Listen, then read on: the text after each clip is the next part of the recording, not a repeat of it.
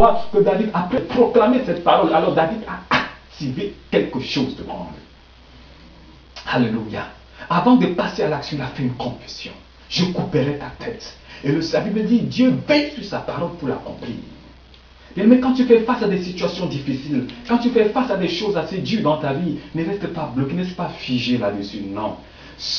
Confesse la parole, proclame la parole, alors tu verras la gloire de Dieu, tu verras la manifestation de Dieu, tu verras la puissance de Dieu qui va commencer à agir et à manifester sa gloire dans ta vie. Alors la Bible nous dit, David, après avoir confessé cette parole au verset 46, alors il sort sa fronde, il met la première pierre, il n'a pas eu besoin d'utiliser tous les 5 pierres, juste la première pierre. Il a dit pendant qu'il a appliqué cette pierre sur le front de Goliath, la pierre n'est pas restée sur le front, mais la Bible nous dit la pierre a pénétré sur le front. Ceci nous ramène encore dans le Nouveau Testament. La Bible nous dit Jésus-Christ est venu et qu'il est descendu dans les enfers. Il n'est pas resté au-dessus des tombeaux, non, mais il est descendu, il n'est pas resté sous les enfers, non, mais il a pénétré dans les profondeurs des séjours des morts. Christ est entré dans les séjours des morts, de même que cette pierre est entrée, a pénétré le front de Goliath, de même aussi notre Seigneur Jésus-Christ a pénétré dans les profondeurs des séjours des morts, afin de faire libre les captifs, afin de faire libre les opprimés, afin de sortir avec les captifs et de les libérer pour la gloire de l'Éternel. Alors la Bible nous dit, pendant que cette pierre entre dans le front de Goliath, alors Goliath commence à tourner sur lui-même, il tourne sur lui-même, et en ce moment précis, j'aimerais te dire, ta situation en ce moment est en train de tourner, la situation est en train de se renverser, la situation est en train de prendre forme, ton désespoir est en train de se transformer maintenant en espoir, ta tristesse est en train de se transformer maintenant en joie, tes peurs sont maintenant en train de se transformer en courage, ta maladie est en train de se transformer maintenant en guérison, les situations dont tu fais face et tu n'as pas de réponse sont en train de se transformer, les réponses, les solutions commencent maintenant à s'apparaître, commencent maintenant à se dessiner, les choses commencent maintenant à devenir plus claires dans ta vie à partir de ce jour, dans le nom de Jésus-Christ, pendant que je suis en train de parler. Alors Goliath qui tourne sur lui-même, pendant qu'il tourne sur lui-même, il tourne sur lui-même, il tourne sur lui-même, et la Bible nous dit alors il tape à terre, il frappe le sol, bam, et il se retrouve KO. Oh, la victoire revient au peuple de Dieu. Le peuple d'Israël commence à tressaillir de joie, le peuple d'Israël commence à chanter des cantiques bien-aimés. Je peux un peu visualiser la joie de ce peuple en ce jour, comment ils étaient dans la joie et dans l'allégresse. Quelque chose de grand se produit, quelque chose de puissant se manifeste, quelque chose d'extraordinaire a pris place, quelque chose d'inhabituel s'est installé. Pendant 40 jours, ils étaient dans le désespoir, dans la peur, dans la crainte, pendant que Goliath se moquait et insultait le peuple. Mais ce jour, c'était le jour de la victoire, c'était le jour de la restauration, c'était le jour de la délivrance. Oh, à travers le jeune David, le peuple a retrouvé sa joie de vivre, le peuple a retrouvé son identité, le peuple a retrouvé son cantique. Ils ont commencé à chanter le chant, les louanges que le peuple de Dieu devait normalement chanter, le chant de la victoire, l'hymne de la victoire. Et la Bible nous dit, ils sont tombés sur le camp Égypte, sur le camp philistin, et les Philistins se sont mis à courir. Le peuple ennemi de Dieu a commencé à courir devant le peuple de Dieu. Et maintenant, dans le nom de Jésus, oh, ma prière, c'est que tes ennemis commencent à fuir, que tes ennemis commencent à prendre fuite, qu'ils prennent fuite du côté du nord, qu'ils prennent fuite du côté du sud, qu'ils prennent fuite du côté du centre, qu'ils prennent fuite du côté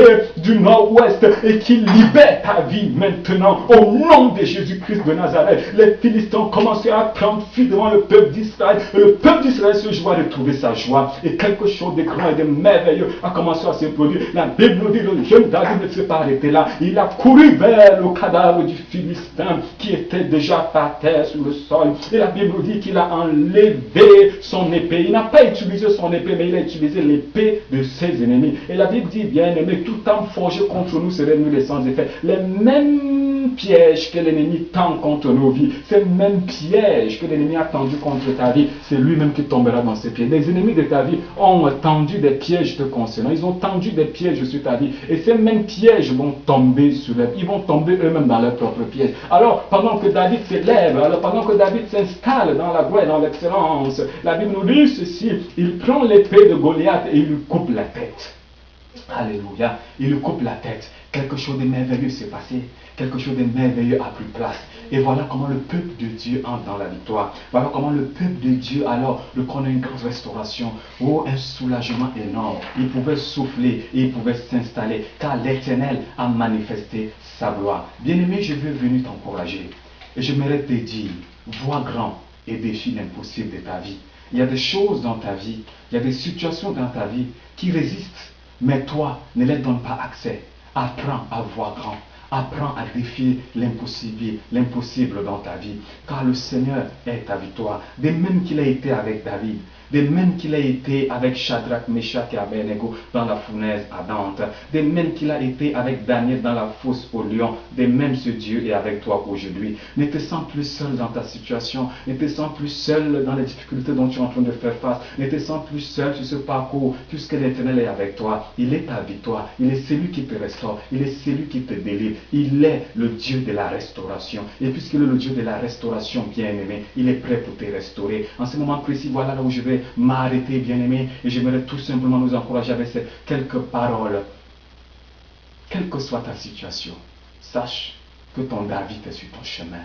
Oui, ton David est sur ton chemin avec la vie et l'espoir, le pain de vie et le fromage de l'espoir, pour que tu puisses retrouver ta joie de vivre, pour que tu puisses retrouver ta fierté, pour que tu puisses jouir des promesses que Dieu a réservées pour nous dans sa parole. Et pendant que nous sommes alors, bien-aimés, en train de parler de ce thème, j'aimerais prier avec toi, toi qui traverses maintenant des moments difficiles, toi qui traverses maintenant des moments durs, toi qui fais face à l'impossible, toi qui fais face à des moments difficiles. J'aimerais t'encourager, bien-aimé. J'aimerais te dire que le Dieu de la restauration, le Dieu de la délivrance, il est là pour te toucher, il est là pour t'affranchir, il est là pour te libérer. Alléluia.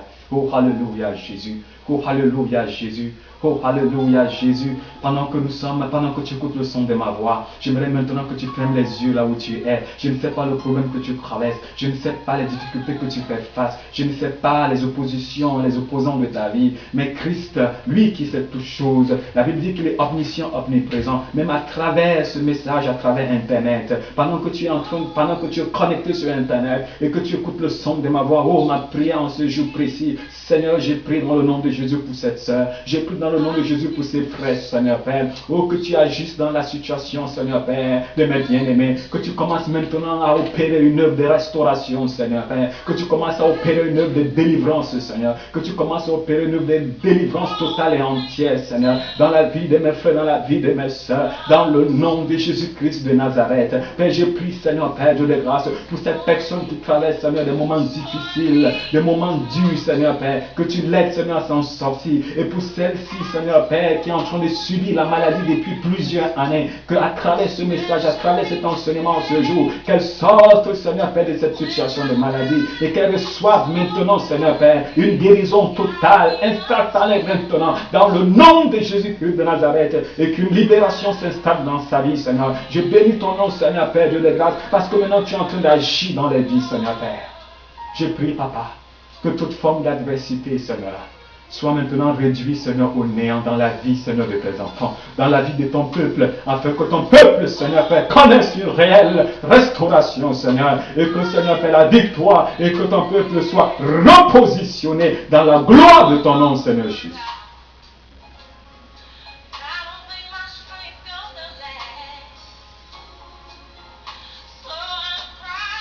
Merci, Seigneur Jésus-Christ, parce que tu agis et tu manifestes ta gloire. Sois béni, Seigneur, et manifeste ta gloire, Seigneur, dans le puissant nom de Jésus-Christ. Amen. Que le Seigneur vous bénisse, bien-aimés, et que la paix de l'Éternel soit avec vous. Alléluia. Gloire à Dieu. Amen.